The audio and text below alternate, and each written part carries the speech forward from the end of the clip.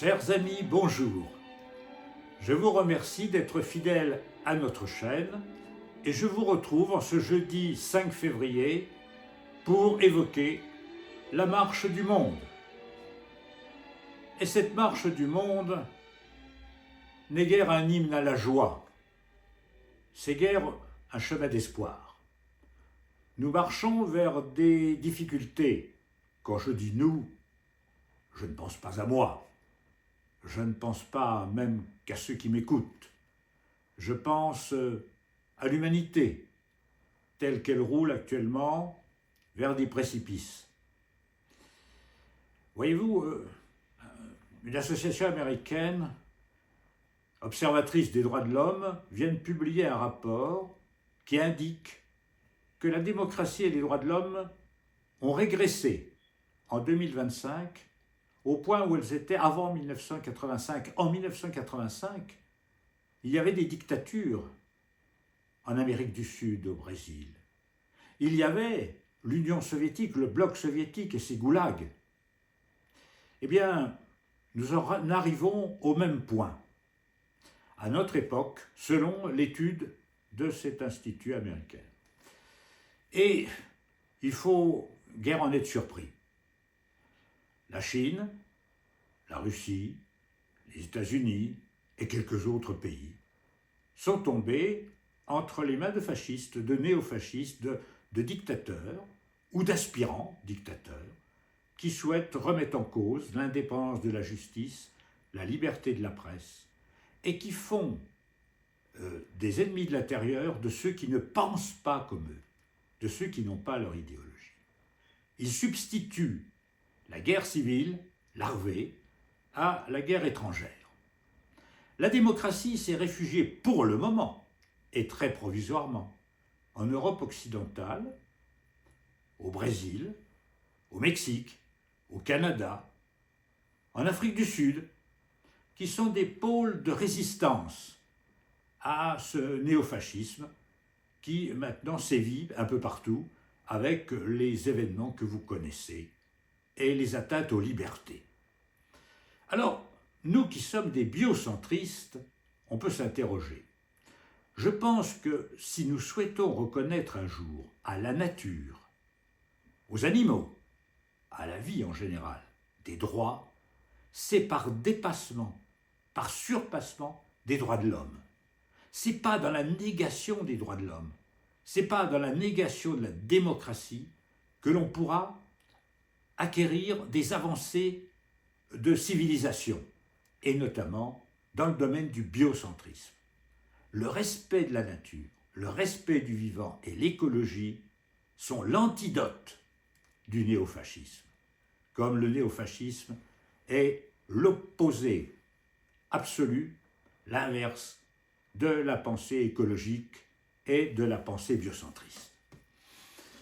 Il y a 25 ans, nous avions fondé avec quelques amis, intellectuels, écrivains, essayistes, philosophes, un groupe de pensée qui s'appelle la Convention Vie et Nature en 2002.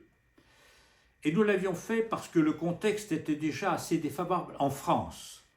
En France, en mai 2002, il y avait un Premier ministre qui s'appelait M. Raffarin. Et ce M. Raffarin avait déclaré, en prenant ses fonctions, que la chasse, vous entendez bien, la chasse, était sa priorité en politique. Et il nommait comme ministre de l'Environnement une dame Bachelot dont la passion était la chasse et la tauromachie. On a les hommes politiques sans doute que l'on mérite et je crois que là vraiment on avait déjà touché beaucoup le fond. Et dans ce contexte-là, nous avions créé la Convention Vie et Nature. Mes amis ont suggéré que nous arrêtions cette expérience dans le contexte actuel où pourtant la Convention Vie et Nature serait plus que jamais indispensable.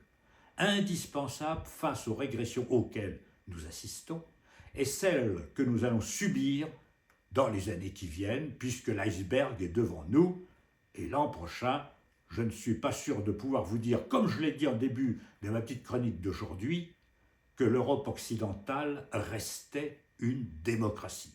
Parce que l'an prochain, les agents de Moscou seront peut-être à l'Élysée. Donc, M. Poutine n'aura même pas besoin d'envoyer ses chars pour occuper l'Europe occidentale.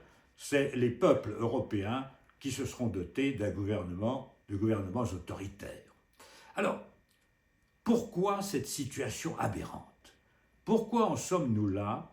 Et qu'est-ce que ce populisme? Alors d'abord, constatons une chose, c'est qu'au début du XXe siècle, il y avait déjà des affrontements très violents entre ce qu'on appelait la gauche et ce qu'on appelait la droite. La droite, c'était les maîtres de forge, la bourgeoisie, les 200 familles, l'industrie, etc. La gauche, c'était les masses laborieuses, dangereuses et populaires, notamment du nord de la France, avec les filatures, les mines, la sidérurgie, etc. Où il y avait une homogénéité de classe. Et les prolétaires de ce temps-là avaient le sens d'une appartenance à un corps social, une solidarité de classe, qui n'existe plus. Nous sommes dans une société émiettée individuelle, et cet individualisme forcené des uns et des autres est un terreau fertile pour que les Elon Musk puissent, à leur guise, Elon Musk là-bas, Bolloré ici, et autres consorts, puissent manipuler l'opinion et la forger dans le sens qu'ils souhaitent. Alors, nous assistons tout simplement à la montée d'un ce qu'on peut appeler un populisme. Alors, c'est quoi le populisme? Il faut s'interroger sur cette notion que vous entendez souvent énoncée à la radio ou dans les médias. On dit qu'il y a tel parti qui est populiste. Ça veut dire quoi? Le populisme, ce n'est pas l'amour du peuple. Pas du tout. D'abord, il faudrait définir ce qu'est le peuple. Comme je vous l'ai dit, le peuple, ça n'existe pas. Vous ne pouvez pas descendre dans la rue et serrer la main de monsieur ou de madame le peuple français. Le peuple français, c'est vous, c'est moi, c'est tout le monde. C'est des gens qui pensent royalistes, c'est des gens qui pensent qui vont à la messe le dimanche, c'est des gens qui n'y vont pas depuis longtemps, c'est des gens qui sont anarchistes, athées, tout ce que vous voudrez, gauchistes, etc. C'est ça le peuple français, comme tous les peuples d'ailleurs. C'est un ensemble d'individus absolument pas homogène, et il faut s'en réjouir. Il faut s'en réjouir. Il n'y a pas de clone, il n'est pas cloné. Mais pour un populiste, le peuple c'est lui. Le peuple c'est leur parti. Quand les populistes parlent, ils parlent au nom du peuple, c'est au nom de leurs partisans. Voilà. Et ils peuvent instaurer leur dictature en disant mais nous sommes le peuple. Oui, vous êtes le peuple à un moment donné parce que vous avez 30 ou 35 ou 40% de gens qui vous soutiennent, hein, qui vous soutiennent plus ou moins d'ailleurs, mais enfin, qui à un moment donné peut-être égarés et votent pour vous, et vous devenez dictateur parce que vous êtes le peuple. Le populisme c'est ça, et c'est le mépris du peuple. C'est-à-dire que le populiste ne s'adresse pas à la raison, à l'intelligence, au raisonnement, à la complexité du monde, parce que le monde est complexe. Non, le populiste est simpliste. Il jette à la population des boucs émissaires. Alors avant la guerre, le bouc émissaire idéal des populistes, avant la guerre 40, c'était le juif. Les juifs étaient parés de toutes les tares, de tous les vices, monde de l'argent, nez crochu, voleurs, etc., escrocs et tout ce qui s'ensuit. Bon, c'était l'époque. C'était l'époque. Alors maintenant, le bouc émissaire, c'est plus le juif. Bien au contraire, d'ailleurs, depuis qu'Israël s'est doté d'un gouvernement raciste, suprémaciste et lui aussi fasciste, l'extrême droite aime l'Israël, bien sûr, bien sûr. Le populisme d'aujourd'hui jette en pâture l'étranger, en général, l'immigré. Alors ça, c'est vrai aux États-Unis. Vous savez ce qui se passe avec la fameuse police ICE, qui est en fait une milice d'extrême droite, qui pourchasse les étrangers, qui sont tous des criminels et des délinquants. Et en France, évidemment, c'est moins caricatural, mais l'extrême droite et la droite sont sur le même thème. C'est-à-dire qu'il faut absolument limiter l'immigration, freiner l'immigration qui est un mal absolu. Je pourrais vous en parler de l'immigration sous un autre angle, qui est l'angle démographique, et qui n'est pas un angle racial. Donc, pour eux, c'est un mal. Parce que, d'ailleurs, Willy Vance, le vice-président américain, le dit, la civilisation européenne va s'écrouler parce que vous n'êtes pas capable de fermer vos frontières, vous vous laissez envahir par des races sous-entendues inférieures, et la race blanche et chrétienne va être submergée, c'est le grand remplacement. Alors c'est dit sous cette forme-là ou sous des formes moins crues, mais c'est ce qu'ils pensent très fort.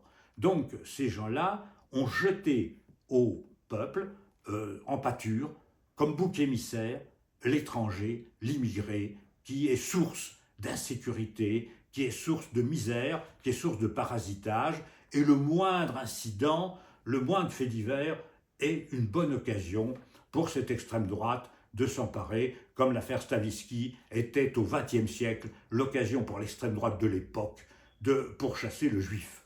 Donc, si vous voulez, ces gens-là sont simplistes. En fait, ce qu'ils servent, ce n'est pas la question de l'étranger, ils se servent de ce bouc émissaire pour en fait servir les intérêts de la haute finance, les intérêts de l'économie, de l'argent roi, et pour manipuler les petites gens, pour manipuler justement ceux qu'ils appellent le peuple, et le faire voter au canon en leur disant « grâce à nous, on va foutre les Arabes à la mer ».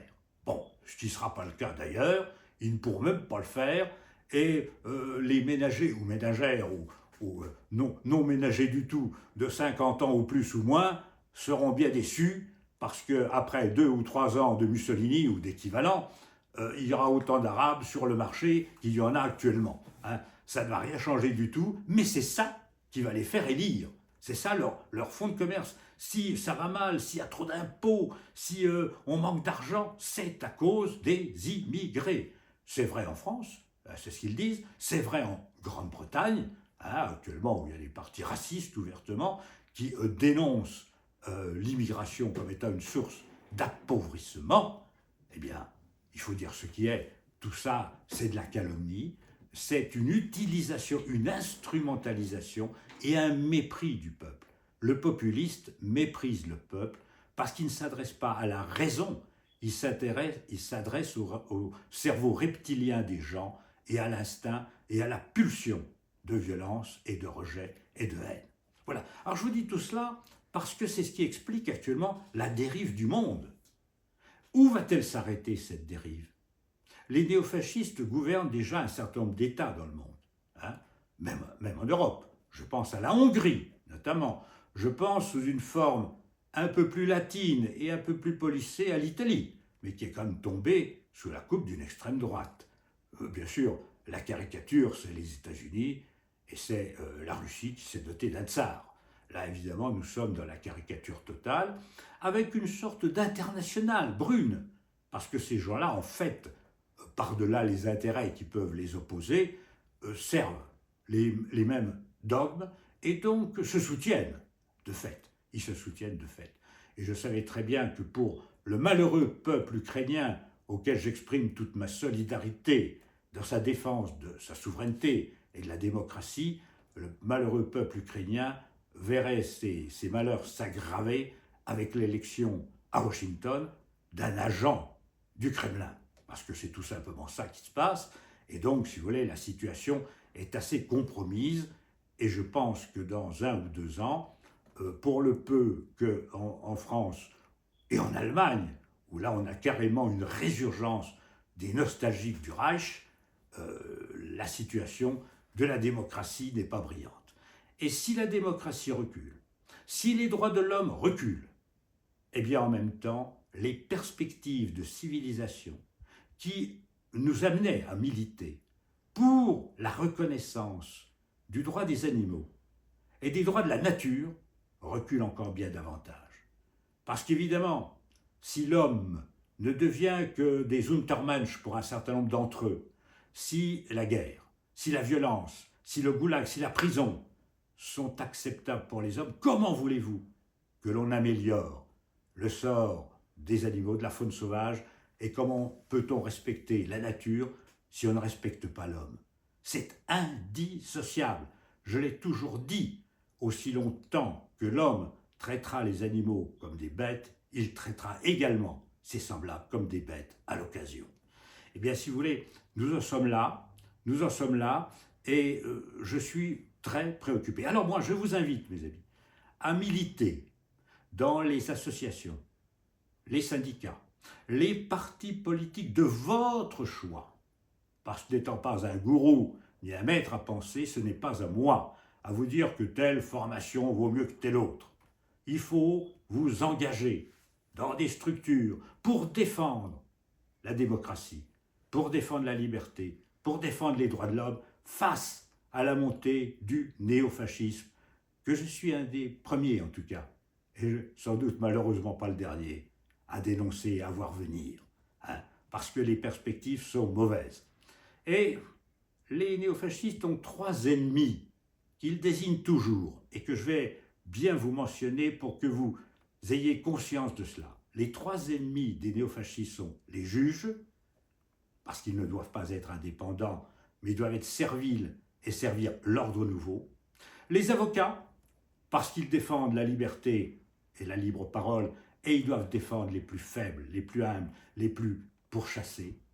Et les journalistes, les vrais, pas ceux qui sont des petits perroquets qui font du psittacisme en répétant ce que le patron milliardaire leur dit de dire, évidemment. Là, c'est de la propagande, c'est autre chose, c'est des organes de propagande. Mais le journaliste, celui qui recherche les faits, qui ne sert pas une cause, même une bonne, c'est pas ce qu'on lui demande. On demande aux journalistes de rechercher les faits, de dire les faits. Par exemple, de ne pas se laisser in the bed, comme on dit, embarquer avec 15 commandos de la coordination rurale en disant que le peuple des campagnes marche sur Paris. Mais un vrai journaliste va dire, bon, ils étaient 5 tracteurs, hein. Ils étaient 5 tracteurs, ils étaient 10, ils étaient 15, ils étaient 20. Les faits, la vérité, pas mentir, par facilité, toujours les faits, rien que les faits. De même que le juge doit dire le droit, même si ça ne lui plaît pas, même si peut-être sa conscience lui aurait dicté autre chose, mais il doit dire le droit dans le respect des droits de l'homme, des grands principes fondamentaux qu'ont posés les conventions internationales, parce qu'elles existent encore et parce qu'elles méritent d'être défendues. Elles méritent d'être défendues, c'est pour ça que je défends l'Europe. L'Europe comme source de démocratie, pas l'Europe comme libre-échange, comme prévalence de l'économie sur toute chose. Non, l'économie est au service du vivant. Ce n'est pas le vivant qui est au service de l'économie, c'est l'inverse. Et c'est cela, pour moi, l'Europe, c'est un berceau de civilisation et c'est avant tout la Convention européenne de sauvegarde des droits de l'homme. À bientôt, mes amis, pour d'autres réflexions. Merci encore de diffuser notre chaîne. À bientôt.